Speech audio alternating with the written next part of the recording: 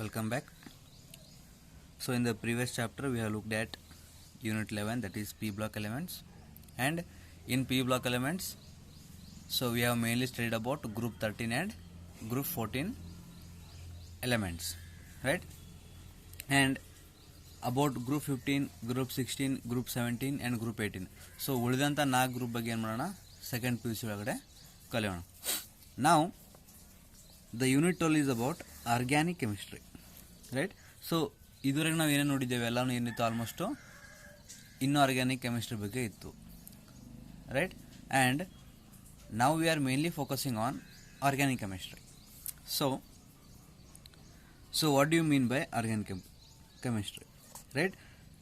So ನಾನು ಮೊದಲು ಹೇಳಿದ್ದೆ, ಈ ಕೆಮಿಸ್ಟ್ರಿ ಒಳಗಡೆ 3 ಬ್ರಾಂಚಸ್ ಇರ್ತಾವೆ. ಯಾವ್ಯಾವಪ್ಪ ಅಂತಂದ್ರೆ, ಒಂದನೇದ್ದು physical chemistry, inorganic chemistry, and third one is organic chemistry, right? So we have almost looked into inorganic chemistry chapters except redox reaction, right? And now we are going to start with organic chemistry involving 2 chapters, that is unit 12 and unit 13. Now, so in the previous chapter we have learnt about catenation, right? In the group 14 elements, that is they are going to form catenation, which involves the formation of covalent bonds with other carbon atoms. Means a carbon atom is going to form a bond with another carbon atom, is called as catenation. ಹೌದಾ? ಒಂದು carbon ಅಟಮು ಇನ್ನೊಂದು carbon atom ಜೊತೆ bond form ಆಗ್ಲಿಕ್ಕತ್ತದಪ್ಪ ಅನ್ನೋದಕ್ಕೆ ಏನು ಕರೀತಾರೆ, ಕ್ಯಾಟನೇಷನ್ ಅಂತ ಕರೀತಾರೆ. So ಈ ಕ್ಯಾಟನೇಷನ್ ಡೌನ್ ದ ಗ್ರೂಪ್ ಏನಾಗ್ತದೆ, ವೇರಿ ಆಗ್ತದೆ. ನಾವು ಸೊ ಇವನ್ನೆಲ್ಲ ಬಿಟ್ಟರೆ like hydrogen, oxygen, nitrogen, sulphur, phosphorus and halogens ಆಯಿತು. ಈ ಕಾರ್ಬನ್ ಜೊತೆ ಬಾಂಡ್ ಆಗದೆ ಆಗ್ತೈತಿ. ಅದನ್ನು ಬಿಟ್ಟು ಎದ್ರ ಜೊತೆ ಬಾಂಡ್ ಫಾರ್ಮ್ ಆಗ್ತಾವತ್ತ ಅಂತಂದ್ರೆ hydrogen, oxygen, nitrogen, sulphur, phosphorus. So for example ಈ ಕಾರ್ಬನ್ ನೋಡಿದ್ರೆ ಏನಾಗ್ತೈತಿ, ಲೈಕ್ ಈಥೇನ್, ಮೀಥೇನ್ ಫಾರ್ಮ್ ಆಗೋದು. ಈಗ ವಿತ್ ಹೈಡ್ರೋಜನ್ ಅಂತಂದ್ರೆ CH4 ಮೀಥೇನ್ ಫಾರ್ಮ್ ಆಗ್ತೈತಿ. ವಿತ್ ಆಕ್ಸಿಜನ್ ಅಂತಂದ್ರೆ ಕಾರ್ಬನ್ ಡೈಆಕ್ಸೈಡ್ ಫಾರ್ಮ್ ಆಗ್ತದೆ. ವಿತ್ ನೈಟ್ರೋಜನ್ ಅಂತಂದ್ರೆ ಸಯನೈಡ್ ಅನ್ನೋ ಕಂಪೌಂಡ್ ಫಾರ್ಮ್ ಆಗ್ತೈತಿ. ಸಲ್ಫರ್ ಅಂತಂದ್ರೆ CS2 ಫಾರ್ಮ್ ಆಗ್ತದೆ, carbon disulfide, right? And so on, right? So the resulting compounds are studied under the separate branch of chemistry is called as organic chemistry. So ಈ ರೀತಿ compounds ಏನು obtain ಆಗ್ತಾವ, so ಈ compounds ಎಲ್ಲಾನು ಏನಂತ ಕರೀತಾರೆ, separate branch ಮಾಡಿದ್ರೆ ಆ ಬ್ರಾಂಚಿಗೆ ಏನಂತ ಕರೀತಾರೆ, ಆರ್ಗ್ಯಾನಿಕ್ ಕೆಮಿಸ್ಟ್ರಿ ಅಂತ ಕರೀತಾರೆ. ನಾವು ಲೆಟಸ್ ಜನರಲ್ ಇಂಟ್ರಡಕ್ಷನ್ ಕೊಡಿದ್ರೆ ಈ ಚಾಪ್ಟರ್ ಬಗ್ಗೆ ತಿಳ್ಕೊಳ್ರಿ. ಸೊ ಆರ್ಗ್ಯಾನಿಕ್ ಕಂಪೌಂಡ್ಸ್ ಅಂದ್ರೆ ಏನೇನು ಬರ್ತಾವು, ಸೊ ಅದನ್ನೆಲ್ಲ ನಾವು ನೋಡ್ಬೋದು, ಆಯಿತಾ? ಸೊ ಈ ಆರ್ಗ್ಯಾನಿಕ್ ಕಂಪೌಂಡ್ಸ್ ಅನ್ನೋದು ಏನದಾವು, they are very vital for sustaining the life on earth. So ಈ ಭೂಮಿ ಮೇಲೆ ಒಂದು ಲೈಫ್ ನಡೆಯುತ್ತಪ್ಪ ಅಂತಂದ್ರೆ that is mainly due to what, the organic compounds. And second one, so ನಮ್ಮ ಜೆನೆಟಿಕ್ ಇನ್ಫಾರ್ಮೇಷನ್, ಸೊ ಒಂದು ಜನ್ರೇಷನಿಂದ ಇನ್ನೊಂದು ಜನ್ರೇಷನಿಗೆ ಯಾವ ಥರ ಕಂಟಿನ್ಯೂ ಆಗ್ತದ, so that is mainly due to genetic information bearing the DNA. DNA ಅನ್ನೋದು ನೀವು ಬಯಾಲಜಿಯಲ್ಲಿ ಕಲ್ತಿರ್ತೀರಿ. It means deoxyribonucleic acid, ಆಯಿತಾ? ಅದೇ ರೀತಿ ಪ್ರೋಟೀನ್ಸ್ ಆಗಿರ್ಬೋದು, ಬ್ಲಡ್ ಒಳಗಡೆ ಇರುವಂತಹ ಎಸೆನ್ಷಿಯಲ್ಸ್ ಕಂಪೌಂಡ್ಸ್, ಮಸಲ್ಸ್, ಸ್ಕಿನ್, ಇವೆಲ್ಲ ಏನಾಗಿರ್ತಾವ, they mainly contain the organic compounds. And other like polymers, clothing, fuels, dyes ಮತ್ತು ಮೆಡಿಸಿನ್ ಒಳಗಡೆ ಏನಿರ್ತಾವೆ ಈ ಕಂಪೌಂಡ್ಸನ್ನು ಕಂಡುಹಿಡಿಯಬಹುದು ನಾವು. ಸೊ ಈ ಆರ್ಗ್ಯಾನಿಕ್ ಕೆಮಿಸ್ಟ್ರಿ ಯಾವಾಗಿಂದನ ಬೆಳಕಿಗೆ ಬಂತು, ಮೀನ್ಸ್ ಯಾವ ರೀತಿ ಚೇಂಜ್ ಆಗೋತ ಬಂತು. ಸೊ 1780 ಒಳಗಡೆ ಸೊ ಕೆಮಿಸ್ಟ್ರಿ ಏನು ಮಾಡಿದರು ಸೈಂಟಿಸ್ಟು, ಅವರು ಆರ್ಗ್ಯಾನಿಕ್ ಕಂಪೌಂಡ್ಸ್, ಪ್ಲಾಂಟ್ಸ್ ಮತ್ತು ಆ್ಯನಿಮಲ್ಸಿಂದ ಬರುವಂಥ ಕಂಪೌಂಡ್ಸನ್ನು ಮತ್ತು ಇನ್ಆರ್ಗ್ಯಾನಿಕ್ ಕಂಪೌಂಡ್ಸನ್ನು ಏನು ಮಾಡಿದ್ರು, ಡಿಸ್ಟಿಂಗ್ವಿಷ್ ಬೇರೆ ಬೇರೆ ಮಾಡಲಿಕ್ಕೆ ಟ್ರೈ ಮಾಡಿದ್ರು. ಯಾವ ವರ್ಷದಿಂದ, 1780ರಿಂದ. ಅದರೊಳಗಡೆ ಒಬ್ಬ ಇಂಪಾರ್ಟೆಂಟ್ ಸೈಂಟಿಸ್ಟ್ ಯಾರಪ್ಪ ಅಂತಂದ್ರೆ ಬೆರ್ಜಿಲಿಯಸ್. ಸೊ ಇವ ಏನು ಮಾಡ್ತಾನೆ, vital force is responsible for the formation of organic compounds. ಒಂದು ಫೋರ್ಸ್ ಇರ್ತೈತಿ, ಅವಾಗ ಮಾತ್ರ ಆರ್ಗ್ಯಾನಿಕ್ ಕಂಪೌಂಡು ಫಾರ್ಮ್ ಆಗ್ತಾವಂತ ಬೆರ್ಜಿಲಿಯಸ್ ಹೇಳಿದ್ರು. Next, however this was rejected in the year 1828 when F. Fowler synthesized an organic compound urea from inorganic compound.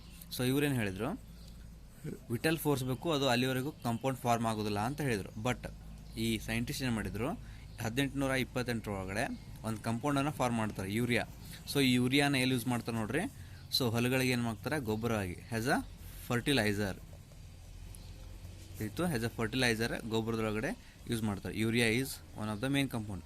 So ಇದನ್ನ ಎಲ್ಲಿಂದ prepare ಮಾಡ್ತಾರೆ ಅಂತಂದ್ರೆ from inorganic compound, that is ammonium cyanide. ಇಲ್ಲಿ ನೋಡ್ರಿ CN ಅಂತ ಐತಿ, carbon nitrogen ಜೊತೆ bond form ಆಗೈತಿ. ಸೊ ಸಯನೈಡ್ ಅಂತ ಹೇಳಿದ್ದೆ previously. So this compound is called as ammonium cyanide. So upon heating, ಈ ಕಂಪೌಂಡನ್ನು ಒಂದು ಬೌಲ್ ಒಳಗಡೆ ತೊಗೊಂಡು ಅಥವಾ ಬೀಕರ್ ಒಳಗಡೆ ತೊಗೊಂಡು ಲ್ಯಾಬ್ ಒಳಗಡೆ ಹೀಟ್ ಮಾಡಿದ್ರೆ ಸೊ ನಮಗೇನು ಸಿಗ್ತೈತಿ, ಯೂರಿಯಾ ಸಿಗ್ತೈತಿ, ರೈಟ್. ಆ್ಯಂಡ್ ಬೇರೆ ಬೇರೆ ಮತ್ತು ಡೆವಲಪ್ಮೆಂಟ್ ಆಯಿತು ಕೆಮಿಸ್ಟ್ರಿ ಒಳಗಡೆ. For example synthesis of acetic acid by Kolbe's process. So ಇದು ಸೆಕೆಂಡ್ PUC ಒಳಗಡೆ 2 ಮಾರ್ಕ್ಸ್ ಇಂಪಾರ್ಟೆಂಟ್ ಕ್ವಶನ್ ತಿಳ್ಕೊಂಬಿಡ್ರಿ. ಸೊ ಎಸಿಟಿಕ್ ಆ್ಯಸಿಡನ್ನು ಪ್ರಿಪೇರ್ ಮಾಡ್ತಾರೆ. And that of methane by Berthelot and showed the and conclusive that organic compounds could be synthesized from inorganic compounds. For example, so ಇಷ್ಟರೊಳಗೆ ನೀವು ಏನೇನು ಕಲ್ತ್ರಿ, ಒಂದು organic ಕಂಪೌಂಡನ್ನು ರೆಡಿ ಮಾಡ್ತಾರೆ. ಸೊ ಅದನ್ನ ಎಲ್ಲಿಂದ ರೆಡಿ ಮಾಡ್ತಾರಪ್ಪ ಅಂತಂದ್ರೆ ಫ್ರಮ್ ಇನ್ಆರ್ಗ್ಯಾನಿಕ್ ಕಂಪೌಂಡ್ಸಿಂದ ರೆಡಿ ಮಾಡ್ತಾರೆ. ನಾವು ಇದ್ರೊಳಗೆ ನಾವು ಮೇನ್ ತಿಳ್ಕೊಬೇಕಾಗಿದ್ದು ಇಂಪಾರ್ಟೆಂಟ್ ಅಂದ್ರೆ tetravalency of carbon and shapes of organic compound. So tetravalency of carbon ಎಷ್ಟಿದೆ, ಅದರೊಳಗಡೆ ಐತಿ ಆನ್ಸರ್. ಟೆಟ್ರಾವ್ಯಾಲೆನ್ಸಿ ಅಂತಂದ್ರೆ ಏನು, ಕಾರ್ಬನ್ ವ್ಯಾಲೆನ್ಸಿ ಎಷ್ಟು ಇರ್ತೈತಿ, ಟೆಟ್ರಾ ಮೀನ್ಸ್ 4. ಸೊ ಇದು ಯಾಕಂತ ನಾವು ಆಲ್ರೆಡಿ ಡಿಸ್ಕಸ್ ಮಾಡ್ಕೊಂಡಿದ್ದೀವಿ. ಕಾರ್ಬನ್ದು ಅಟಾಮಿಕ್ ನಂಬರ್ ಎಷ್ಟು ಆಗ್ತೈತಿ ನೋಡ್ರಿ, 6 ಆಗ್ತೈತಿ. ಎಲೆಕ್ಟ್ರಾನಿಕ್ ಕಾನ್ಫಿಗರೇಷನ್ ನಂಬರ್ ಅಂದ್ರೆ 1s2 2s2 2p2. ಸೊ ಇದನ್ನ ಡಯಾಗ್ರಾಮ್ ಒಳಗಡೆ ಬರೋದ್ರೆ ಏನಾಗ್ತೈತಿ, ಸೊ ಇದು ಎಲ್ಲಿದು ಇರ್ತೈತಿ, ಇದು ಗ್ರೌಂಡ್ ಸ್ಟೇಟ್ ಒಳಗಡೆ ಇರ್ತೈತಿ. ಎಕ್ಸಾಕ್ಟೆಡ್ ಸ್ಟೇಟಿಗೆ ಎಲೆಕ್ಟ್ರಾನ್ಸನ್ನು ಹೋದಾಗ ಒಂದು S ಆರ್ಬಿಟಲ್ ಏನಾಗ್ತದೆ, P ಆರ್ಬಿಟಲ್ಗೆ ಜಂಪ್ ಆಗ್ತದೆ. ಸೊ ಈ ಆರ್ಬಿಟಲ್ ಇಲ್ಲಿಗೆ ಜಂಪ್ ಆಗಿ ಏನಾಗ್ತೈತಿ, ಸೊ 4 ಹಾಫ್ ಫಿಲ್ಡ್ ಎಲೆಕ್ಟ್ರಾನ್ಸ್ ಇರ್ತಾವೆ ಆರ್ಬಿಟಲ್ಸ್ ಒಳಗಡೆ. ಸೊ ಟೆಟ್ರಾವ್ಯಾಲೆನ್ಸ್ ಆಗ್ತೈತಿ ಅಂದ್ರೆ 4 ಎಲೆಕ್ಟ್ರಾನ್ನ ಇದು ಅಕ್ಸೆಪ್ಟ್ ಮಾಡ್ಕೋಬೋದು, ತಿಳಿತು. ಸೊ ಆ ಕಾರಣದಿಂದ ಟೆಟ್ರಾವ್ಯಾಲೆನ್ಸಿ ಆಫ್ ಕಾರ್ಬನ್.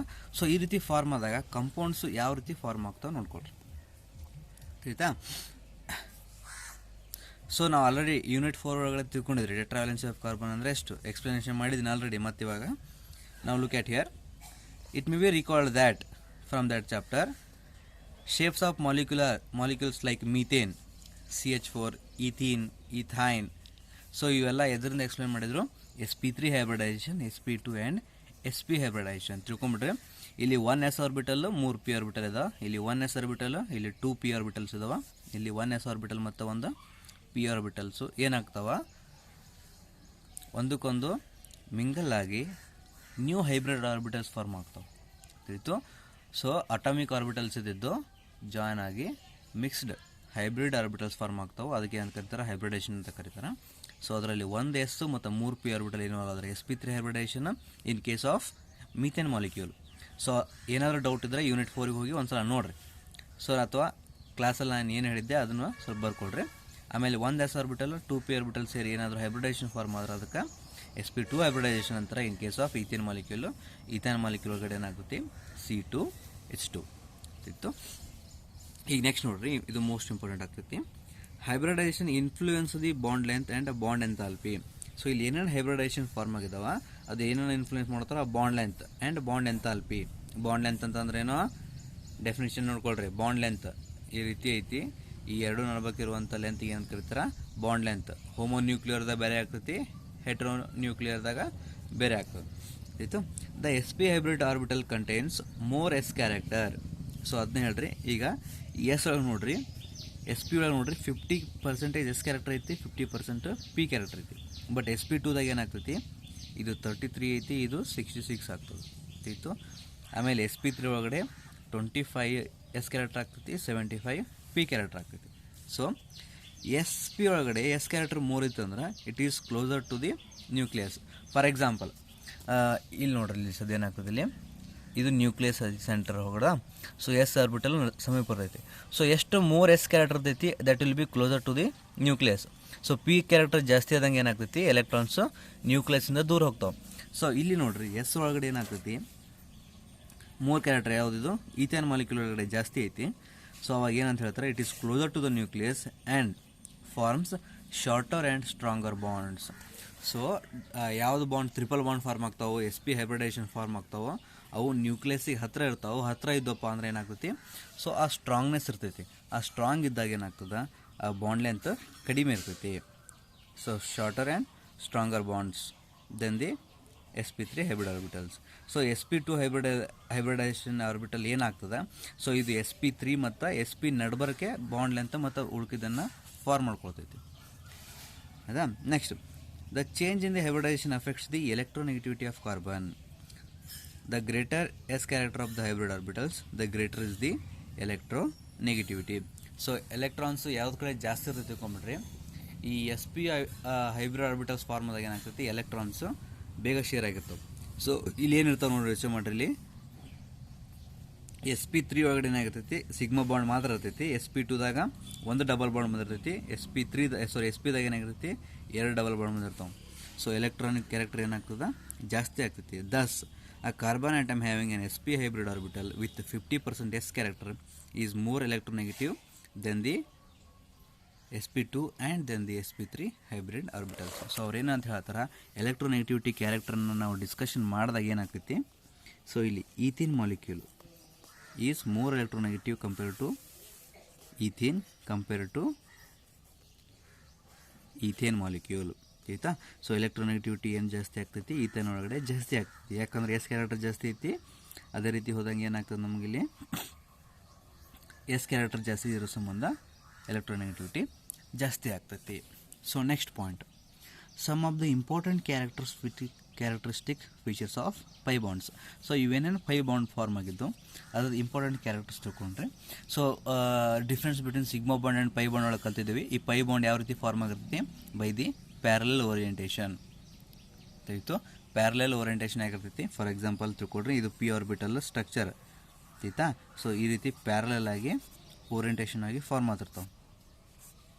ಆಯಿತು. ನೆನಪು ಬಂತು, px py ಸ್ಟ್ರಕ್ಚರ್ ಆಯಿತಾ. The 2 orbitals on adjacent item is necessary for proper sideways overlapping. Parallel overlapping ಆಗ್ತಾವೆ, ಬಟ್ ಸೈಡ್ ವೇಸ್. ಸೊ ಇದಕ್ಕೇನಂತ ಕರೀತಾರೆ, ಹೆಡ್ ಆನ್ ಅಂತ ಕರೀತಾರೆ. ತಿಳಿದಿದ್ದು, ಇದು S bond form sigma bond form ಆಗ್ತೈತಿ.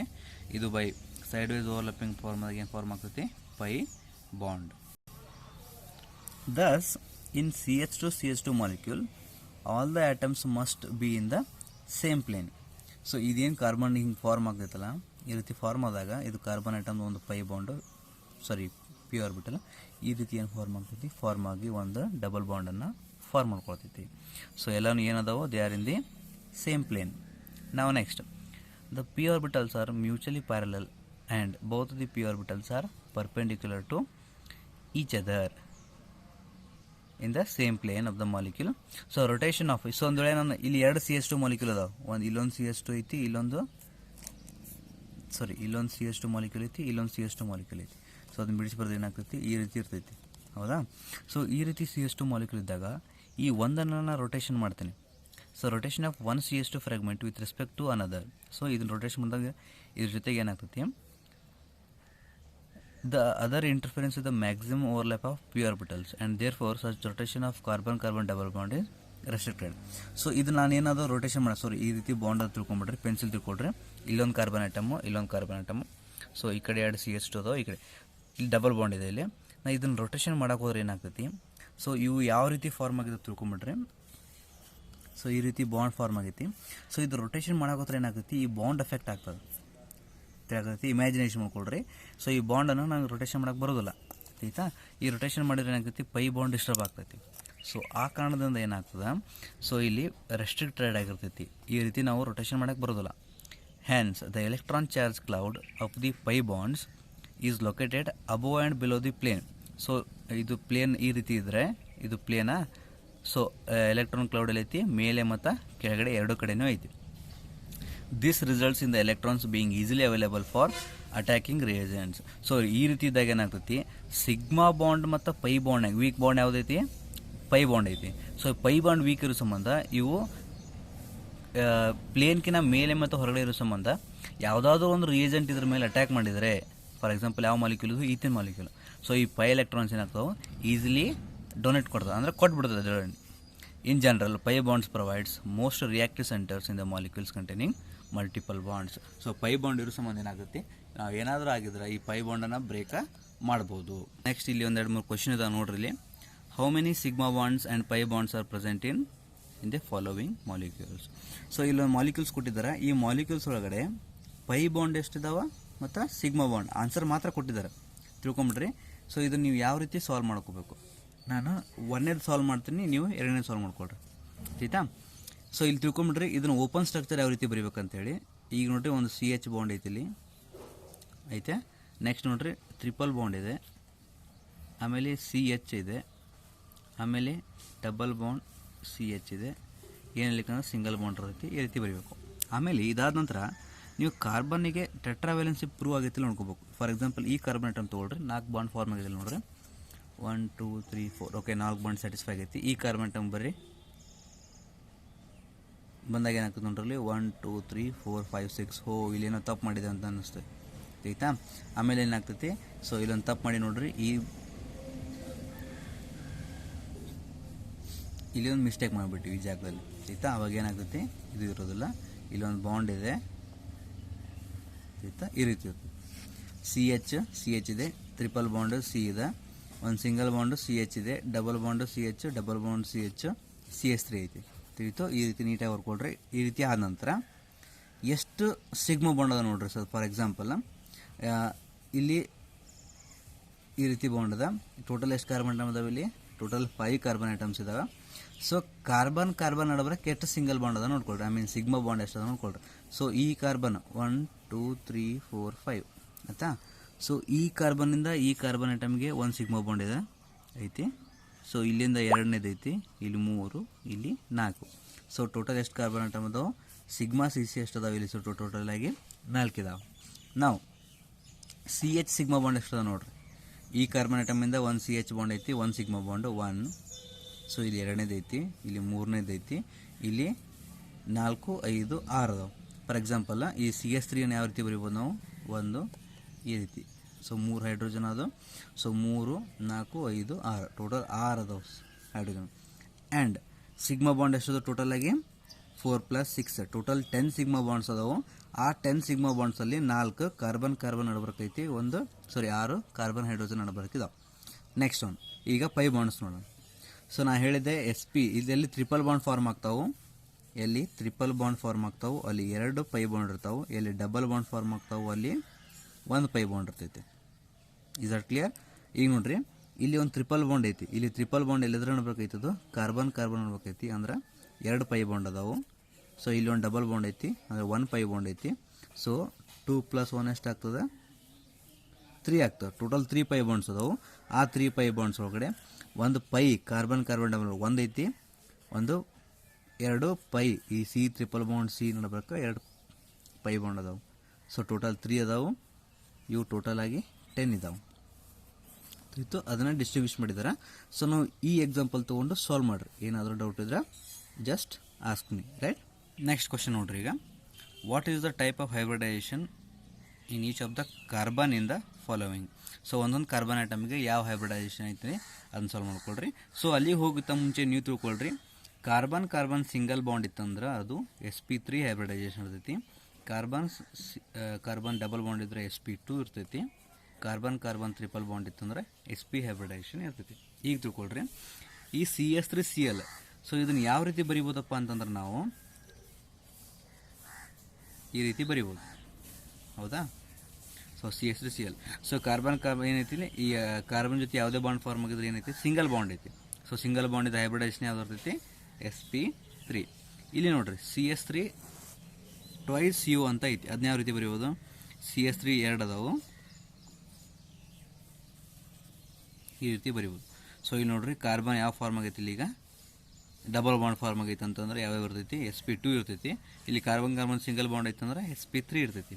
ಸೊ ಇಲ್ಲಿ ಏನು ಬರ್ದಾರೆ ನೋಡ್ರಿ ಅವರು, sp3 ಮತ್ತು sp2 ಎರಡೂ ಇರ್ತೈತಿ ಅಂತ ಬರೆದಿದ್ದಾರೆ, ಆಯ್ತಾ. ಸೊ ನೆಕ್ಸ್ಟ್ ಇದನ್ನು ಮಾಡಿರಿ, ನೀವು ಓಪನ್ ಸ್ಟ್ರಕ್ಚರ್ ಬರ್ಲಿಕ್ಕೆ ಟ್ರೈ ಮಾಡಿರಿ. ಸ್ಟ್ರಕ್ಚರ್ ಬರಲಿಲ್ಲಪ್ಪ ಅಂತಂತಂದರೆ ನೋಡಿರಿ ಯಾವುದಾಗಿರ್ತೈತಿ, ಆಯ್ತಾ. ಇಲ್ಲ ನಾನು ಇದೊಂದು ಟ್ರೈ ಮಾಡಿಬಿಡ್ತೀನಿ, ಯಾಕಂದ್ರೆ CN ಸ್ವಲ್ಪ ಡಿಫಿಕಲ್ಟ್ ಆಗ್ತದೆ. So CH3 C triple bond N ಇರ್ತೈತಿ, ತಿಳಿತಾ. ಏನಿರ್ತೈತಿ, C ಟ್ರಿಪಲ್ ಬಾಂಡ್ N ಇರ್ತೈತಿ. ಸೊ ಇಲ್ಲಿ ಟ್ರಿಪಲ್ ಬಾಂಡ್ ಇತ್ತಂದ್ರೆ ಯಾವ ಹೈಬ್ರಿಡೈಸೇಷನ್ ಇರ್ತೈತಿ, sp. ಇಲ್ಲಿ ಸಿಂಗಲ್ ಬಾಂಡ್ ಇದ್ರೆ sp3. ಸೊ ಆನ್ಸರ್ ಏನು ಕೊಟ್ಟಿದ್ದಾರಲ್ಲಿ sp3 ಮತ್ತು sp ಬಾಂಡ್ ಇರ್ತೈತಿ. And similarly try for NH2COH.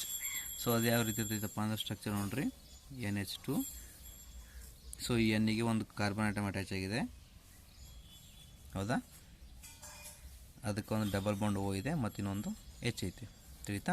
ಒಂದು ಡಬಲ್ ಸ್ಟ್ರಕ್ಚರ್ ನೋಡ್ರಿ, ಇಲ್ಲೇನಾಗ್ತದೆ, ಒಂದು ಡಬಲ್ ಬಾಂಡ್ ಇದೆ, ಒಂದು ಸಿಂಗಲ್ ಬಾಂಡ್ ಐತೆ ಅಂದ್ರೆ sp2 ಇರ್ತೈತಿ ಮತ್ತು sp3 ಇರ್ತೈತಿ. So in the D, so they are given only sp2 ಅಂತಂದ್ರೆ ಓನ್ಲಿ ಕಾರ್ಬನ್ ಅಳ್ಬೇಕು ಕೇಳಿದ್ರೆ ಯಾವುದೈತಿ sp2 ಇದೆ ಅಂತ ಹೇಳಿ. ಸೊ ಇದನ್ನು ಸಾಲ್ವ್ ಮಾಡಿರಿ, CH3 CH CH CN. So ನೋಡ್ರಿ ಇಲ್ಲೇನೈತಿ, ಈಗ ಒಂದನೇ ಕಾರ್ಬನ್ ಐಟಮ್ಗೆ sp3 ಐತಿ, ಎರಡನೇದು sp2 ಇದೆ, ಯಾಕಂದ್ರೆ ಡಬಲ್ ಬಾಂಡ್ ಐತಿ, ಇದಕ್ಕೂ ಕೂಡ sp2 ಐತಿ. ಸೊ ಈ ಕಾರ್ಬನ್ ಐಟಮ್ಗೆ ಏನಾಗ್ತೈತಿ ಇಲ್ಲಿ, it is having sp. So ಎಲ್ಲೆಲ್ಲಿ ಕಾರ್ಬನ್ ಐಟಮ್ ಐತಿ ಅಲ್ಲಿ ಮಾತ್ರ, ಹೌದಾ?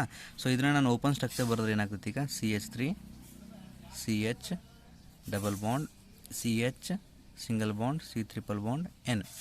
ಸೊ ಇಲ್ಲಿ ನೋಡ್ರಿ ಈ ಕಾರ್ಬನ್ ಐಟಮು sp3 ಐತಿ, ಯಾಕಂದ್ರೆ ಸಿಂಗಲ್ ಬಾಂಡ್, ಹೌದಾ? ನೆಕ್ಸ್ಟ್ ನೋಡ್ರಿ ಡಬಲ್ ಬಾಂಡ್ ಇದೆ sp2, ಇಲ್ಲಿ ಡಬಲ್ ಬಾಂಡ್ ಐತಿ sp2. ಸೊ ಈ ಕಾರ್ಬನ್ ಐಟಮಿಗೆ ಟ್ರಿಪಲ್ ಬಾಂಡ್ ಇದೆ, indicating what, sp hybridization. So this is all about the finding out how many number of sigma bonds and pi bonds are there, right? Now you try to solve this 12.3 and we'll discuss the rest in the next class. Thank you.